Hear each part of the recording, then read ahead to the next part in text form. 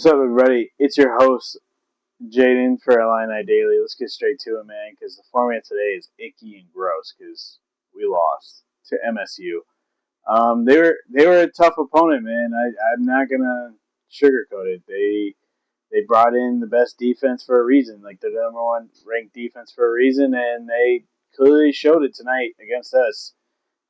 There's a lot of takeaways from this game that I definitely want to talk about. I definitely want to talk about how well Merkovich and Stavakovic played. They were just bucket getters today. I do want to talk about that. I do want to talk about Waggler and his struggles today, but I think it's a teachable moment for not only him, but for the team. And I do want to talk about how much we really miss Boswell, because in this game we really needed his defense, and you can clearly see it throughout this whole game because um, Jeremy Fears Jr. dropped 26 points and 15 assists. And since I'm talking about it already, let's just get straight to it, man. We didn't shoot well, and we didn't defend well. Our biggest things was rebounds, and they out rebounded us, man. We had 38 to their 48, so they out rebounded us by 10 rebounds, and that's our identity, and they outdid us in our identity. And we're the tallest team in the league. That's not really an excuse. I know everybody talks about how rebounding is an effort thing. It truly is. But usually we out rebound everybody due to our effort, and the fact that we didn't have enough of it tonight really showed. Um, and they only had maybe three other players scored double digits, but it was all under 11 points. And the fact that we lost to one guy hurts even more. Now, granted, Jeremy Fears Jr., I told you guys last video we were talking about basketball that he was going to be the problem. Um, he was going to be the main focal point, and I knew he was going to be good, and I knew he was going to cause us problems, but to the extreme of scoring 26 points and having 15 assists is a big struggle, especially with how well we've been defending top ranked players, and the fact that he got 26 and 15 is a big of a struggle bus. So yeah, and Thomas Love, dude, he fouled out. I'm not saying that's his fault. He played well. He had 12 points, but he only had 2 rebounds. He usually gets about 5 or 6, if not 7. And the fact that he was out rebound, being a 7-foot guy, kind of also is a big struggle. He usually plays better than that, and the fact that he only had 2 rebounds is not a norm for him, and kind of stinks. Another point I do want to talk about: his brother did play a little bit well defensively. Um, it just he had 8 rebounds, but he didn't score or shoot very well. He was 2 for 8. Granted, he did shoot a lot of threes in this game because of our lack of catching up to Michigan State, but it is what it is, man. I can't. I'm not going to be blaming everybody because I could do that all day, and that's not fair to anybody. I just want to talk about the teachable moments that we could get from this game because we shot way too many threes, man. We were 28% from the field, 10 for 36. They didn't shoot threes very well either in this game, but 3-pointers is our main identity. And the fact that we were shooting so much when we're not making enough is kind of not the greatest move on our part. And Brad Underwood probably should have said something. I'm not taking shots at our coach because he's been our coach for a very long time now, but I feel like he didn't coach enough in this game to make a focal point towards our players. A lot of them were taking risky shots. Keaton Waggler, I think he's a top guy, but his shot selection today was a little iffy. And other players like that, Jake Davis, who I'm very high on, he's the reason why we were staying in this game, and he made clutch free throws to keep us in this game. But his shot selection wasn't the greatest as well. Um, and yeah, our players just didn't play the greatest tonight, man. And I'm a little disappointed that we let the defense really dictate how much of a pressure this game was going to be. It was a very physical game, and I feel like that played a factor into the game as well because you get more tired in a physical game. You don't think as much, and you're trying not to get hurt while you're also trying to embrace that force within the game.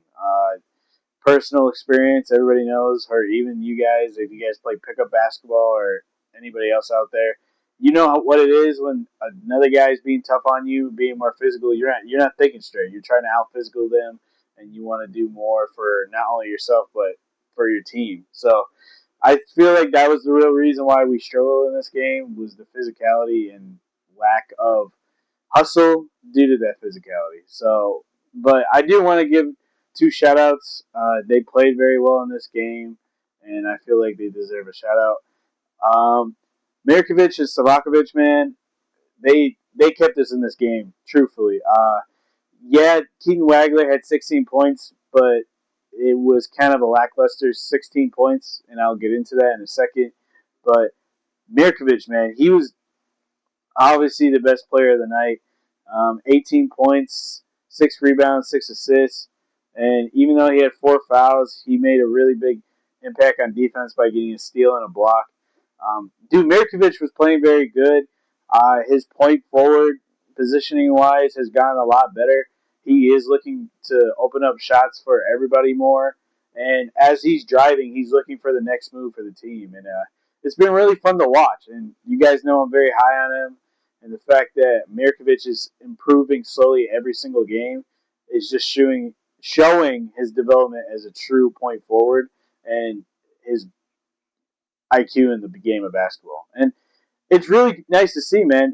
My favorite points was all his takes to the left, using his left hand, the left sky hook, the two left drive layups were very big points in the game, and Michigan State didn't know how to guard him. And the fact that he was finding his ways into the game to make big impacts was a beautiful sight to see. And Stavakovic, man, he was really every time he got the ball, he was finding a way to get buckets for the team and not let the pace slow down.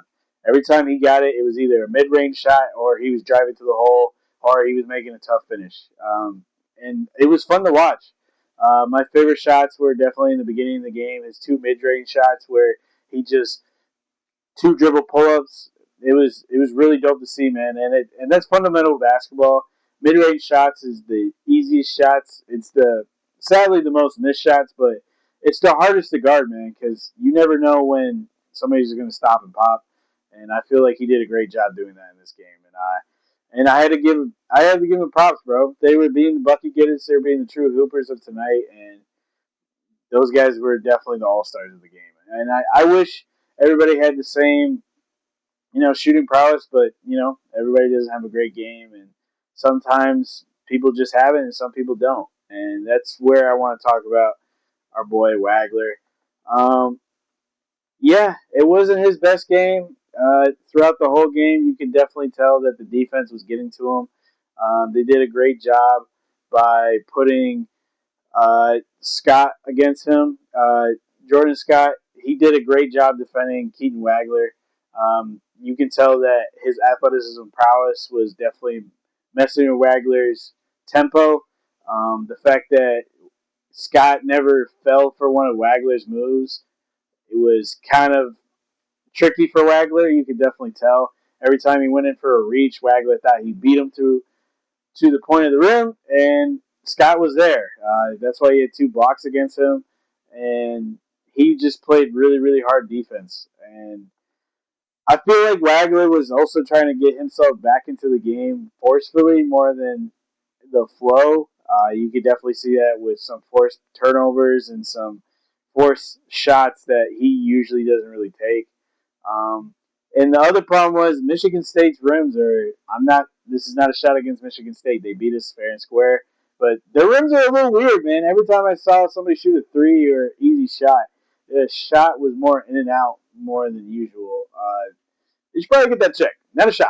Not a shot. It was just a little strange. But realistically, man, he was just taking bad shots. He had five really bad drives where Michigan State scored against, and I know he was trying to hustle back. You could tell that he was really frustrated with himself, even at the end of the game, where he hit two really tough threes. He did hit really two tough threes. He even hit it to a point and got the possibly game-tying steal, but instead of because he was having a bad shooting night, he didn't take the possibly game-tying shot. So it was a just tough game for him. Then you can definitely tell it was one of those games where he wasn't really feeling himself, or he wasn't in that flow state that he's been on. He was just dealing with a tough defense and dealing with the tough flow of the game. And I feel like the physicality also messed with Waggler's pace. He's definitely a really high pace guy. He usually goes for a lot of decent amount of fast breaks, and they destroyed us on the fast break, man. They had over 20 plus points in the fast break while we had zero. And usually we do a decent amount of fast breaks. Now we're more of a half court team anyway, but the fact that they truly outscored us in the fast breaks was kind of heartbreaking, especially through Waggler, who gets a lot of mismatches through those points, and he didn't take advantage because of a lot of tough shooting and passing decisions that are really out of character for him. But he still had 16 points, and I know a lot of you are still upset at him, and I'm not that happy with him right now either, but it's going to be a learning point. He's now the focal point of our offense, and the fact that people are now focusing on him, putting their best defenders against him, is going to be a challenge for him in the coming up months. Because once March Madness hits, he's going to be the main focal point because he's been a star of the month of January and in the past 2 weeks of February. So the fact that he's dealing with this now is a good sign because he's going to get used to it. And I feel like he's going to bounce back. He just, sometimes you have a bad game, and he went from, scoring 20 to 40 to 20 to 20 to 13, and now he has 16 on a bad shooting night, even though most of his points came from the free throw line. But easy buckets, man, is easy buckets. So he was going to come back stronger. He just had a tough game, and we had a tough loss. So it is what it is. But the point I really do want to talk about is we need Kylan Boswell back. I like Jake Davis starting. I think Jake Davis definitely deserves his minutes. He's a fun player to have. He's a really great team guy. But Boswell has that defensive prowess that we really miss. I'm not saying Jake Davis is a bad defender. He's not a bad defender, but he's not that great on-ball guard defender that we are missing. Stavakovic has been that for us, and Stavakovic is not really the greatest on-ball defender. He's not a bad on-ball defender. He's probably about average, but he's a small forward more than a shooting guard defensive-wise, just due to the fact of guards being faster and more twitchier. My meaning behind that is just quickness. And Stavakovic is quick for his size, and he's very good speed, but some people just take advantage of that, and Jeremy Fears definitely did that this game. You clearly could tell that every time Stavakovic was having to switch, it was a disadvantage for whoever was defending against Jeremy Fears. And Stavakovic had to switch a lot. Even when there was non-screens, he had to switch. So we need Boswell to be back so we don't have to get in those type of situations.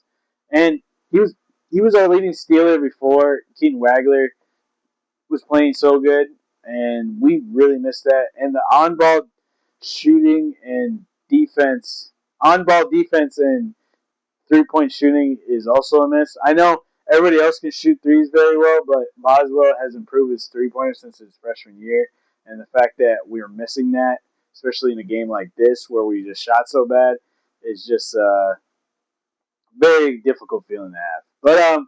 But yeah, man, we just had a really tough, disappointing loss, and I'm a little frustrated as a fan. I know you guys are too, but we're gonna bounce back. We play Wisconsin this Tuesday, so that's gonna be a great come-up game and probably get us back to our bases. And sadly, we had that awesome 12 game win streak, and now it's gone. But it's okay. So, like I said, win streaks that long don't usually last that long anyway. In basketball, it's very rare, because especially in college where everybody's so good.